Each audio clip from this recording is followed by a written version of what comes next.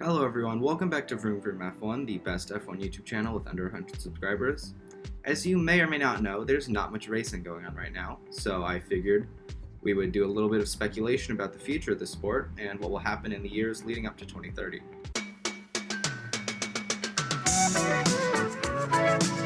So for top teams in the coming years, I have McLaren.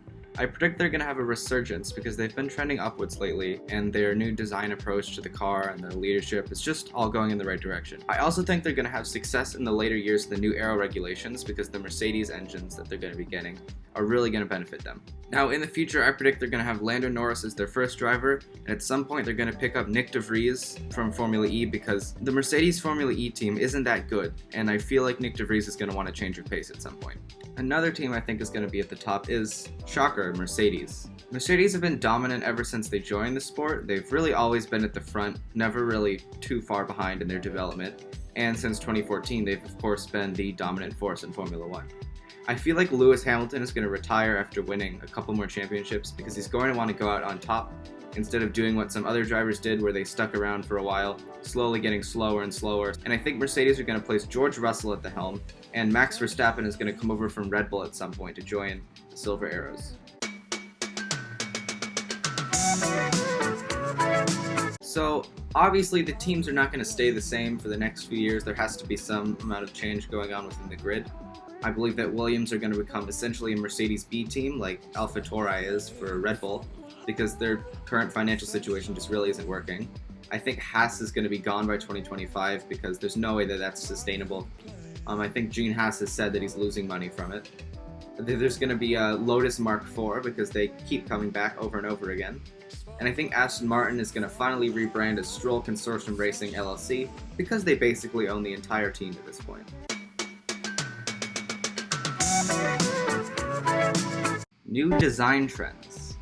There's definitely going to be some sort of manipulation of the new regulations that are going to give some certain teams an edge, and I feel like that's going to come from either the rear wing or the side pod or the wheel covers because those look like the areas that could potentially have the most development. And I also think that at some point there's going to be an engine change to semi-electric hybrid super epic hybrid turbocharged V4s, and people are going to complain asking to bring back the V8s. Future stars of the sport.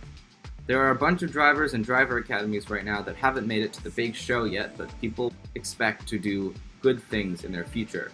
And these four people that I want to highlight are Mick Schumacher for Ferrari, who's currently in F2 and looking to make the leap to F1.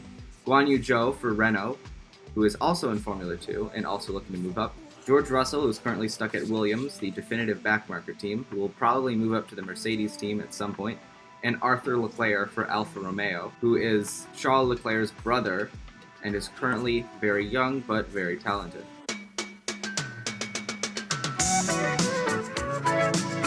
Drivers can't stick around forever, and eventually they will have to retire, and here's when I think they're going to do it. Lewis Hamilton is going to leave before the 2024 season after winning a few more world championships. He's just going to hang up his helmet and say that he's done. Sebastian Vettel is probably going to leave after 2021 because he doesn't have a drive at Ferrari anymore, and I don't think that unless he gets a seat at a top team, he's going to be happy.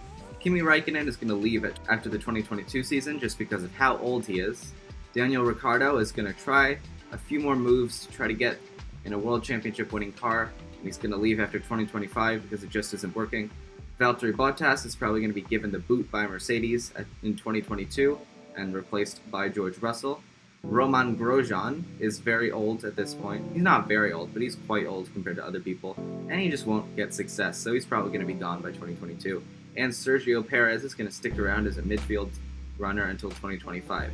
These are the current old-ish drivers, and that is when they're going to leave. Mark my words.